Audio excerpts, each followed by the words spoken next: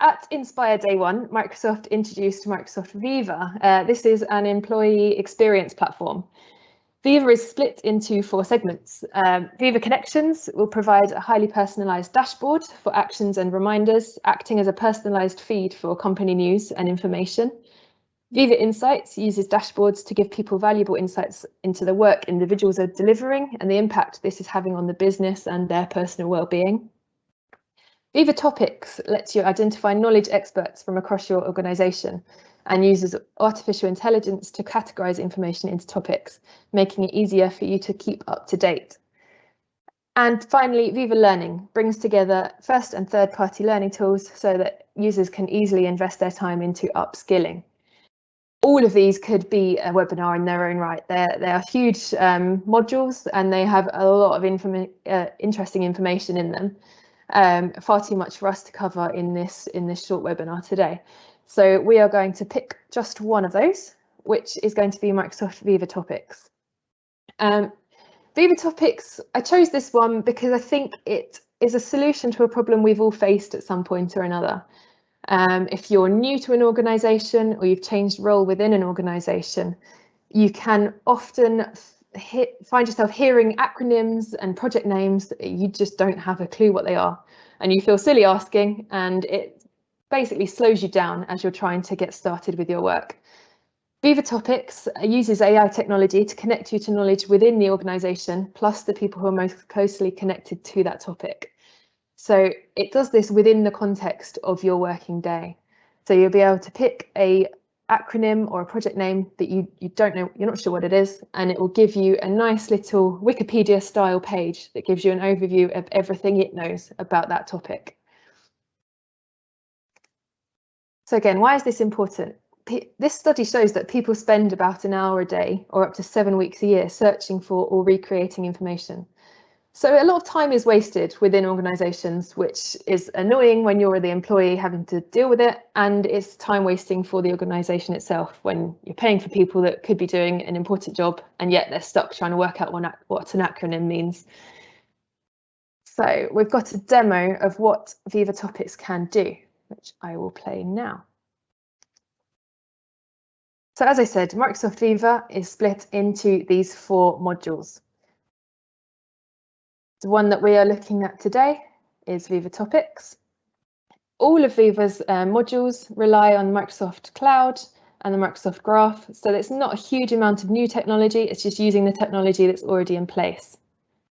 Viva Topics uses AI to collect information about a certain topic, so go through your documents and identify people that have contributed to those resources and create one page that collects all that information together, giving employees and staff an idea of where to look to find a certain piece of information.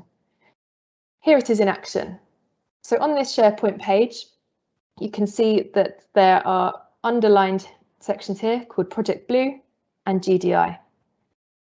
If you're not sure what those are, you could hover over it and it will give you a small summary. So here it is, GDI is Graphic Design Institute. This summary is just collected by artificial intelligence. It will put together that small summary sentence and give you the suggested people that you could ask more.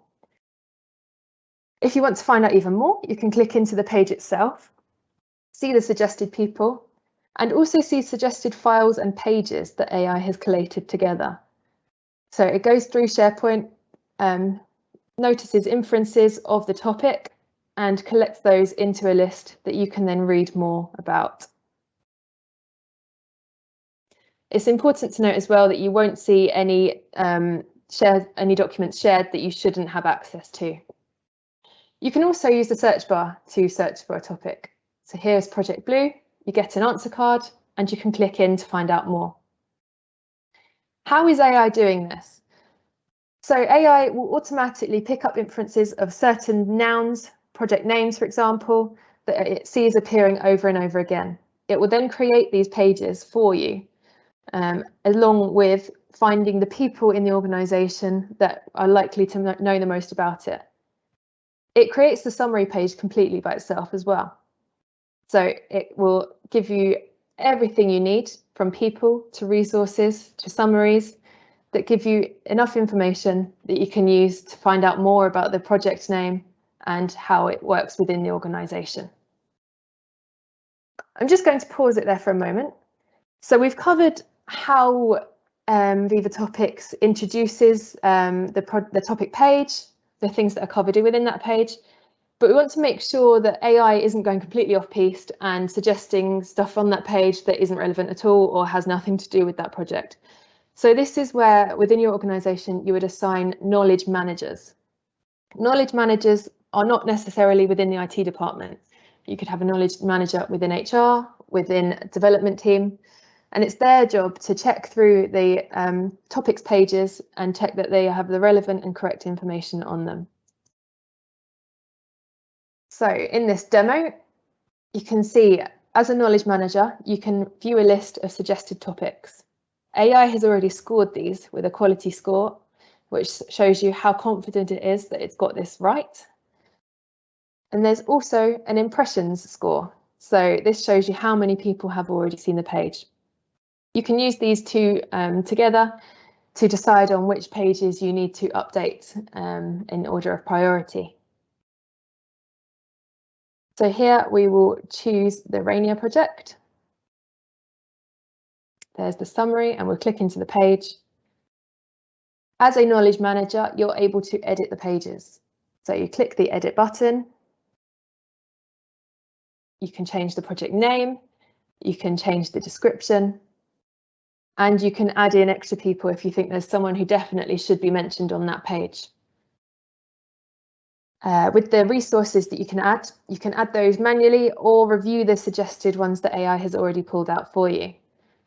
You can pin the most important documents, which will give the person viewing the page the best overview of what the project's about. And you can also remove ones that maybe aren't as relevant. So AI isn't correct all the time, and you might need to remove some if they're not the right ones to be on that page. You can also link projects together. So if a topic is related to another one within the organisation, you can link those together and give better backstory to allow people to learn more about where a project started, what was the precursor, and so on. Finally, there's a comments button which you can allow or disable, which allows people within the organisation to engage on the page and perhaps add their own knowledge as well. And it's simple as that. You publish and it's there for people to read more about.